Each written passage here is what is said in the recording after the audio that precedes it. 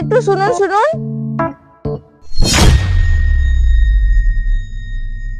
কি হলো?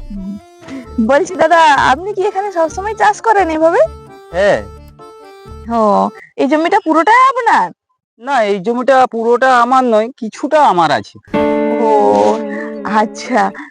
আসলে কি জানেন তো, আমার দাদু ছিলেন জমিদার, তাই এই চাষবাস করা মানুষ আমার খুব পছন্দ। আপনাকে না আমি দূর থেকে দূরবীন দিয়ে দেখছিলাম অনেকক্ষণ ধরে। তো আমার আপনাকে খুব ভালো লাগলো দেখে, তাই জন্য ভাবলাম যে আমি একটু যাই আপনার সঙ্গে কথা বলি। তো দাদা, আপনি এভাবেই সবসময় চাষবাস করেন তাই তো? হ্যাঁ, আমি 12 মাসই চাষবাস করি। এই ধান চাষ লাগালাম, এর কিছুদিন আগে বাদাম বাদাম ছিল। ও আচ্ছা আচ্ছা। তো আপনার বিয়ে হয়ে গেছে? বিয়ে হয়েছিল, কিন্তু বউ তো এখন নেই, চলে গেছে। চলে গেছে বলতে? পালিয়ে গেছে অন্য ছেলের সঙ্গে। ও আচ্ছা আচ্ছা, আমারও না সেম কেস।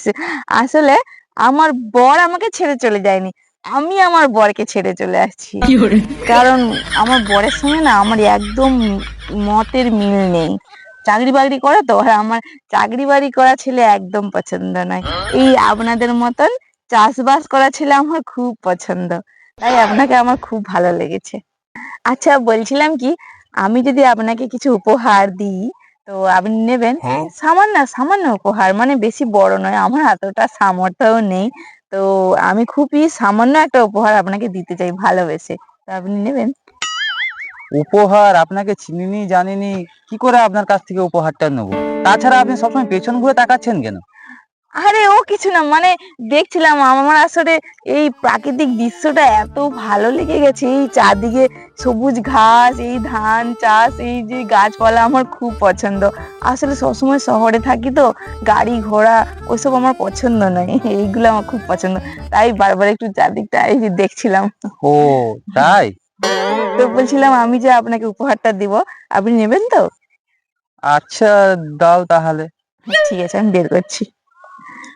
খুবই সামান্য উপহার, তো বলবেন আপনার ভালো লেগেছে কিনা। এই যে, আমি বলছিলাম না খুবই সামান্য একটা উপহার, তো আমি আপনাকে ভালোবেসে এটা দিচ্ছি, ঠিক আছে? আপনি আবার খারাপ ভাববেন না, আমার আপনাকে খুব ভালো লেগেছে তাই দিচ্ছি। তো আমি কি আপনাকে এটা পরিয়ে দিতে পারি? উড়িয়ে দিবে? কেউ যদি দেখে ফেলে? আরে না না, কে দেখবে? এখানে কেউ নেই, এখানে তো আমি আর আপনি, আর কে আছে?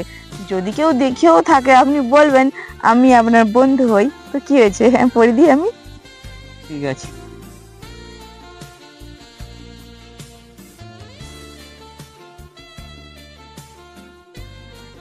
খুব ভালো মানিয়েছে কিন্তু আপনাকে। আসলে আপনি এত হ্যান্ডসাম, তাই আপনার গলায় কিন্তু মালাটা খুব সুন্দর মানিয়েছে। তো বলছি, আমার কথা ভুলবেন না যেন, ঠিক আছে? না না না না। আচ্ছা, বলছি আমি তাহলে এখন আসি, হ্যাঁ? টাটা। এই যে কাকু, তুমি এখান থেকে কোন একটা মহিলাকে যেতে দেখছো? না তো, কই দেখিনি তো। ওই মহিলাটাকে যদি পাই না, পুরা 60 টুকরা করে ছেড়ে দেবো মহিলাটাকে। কেন, কি হয়েছে? জানো, আমার একটা 50,000 টাকা দামি হার চুরি করে পালিয়ে গেছে মহিলাটা। কি বলো কি? আগো হ্যাঁ। আরে, এটা আমার হারটা না?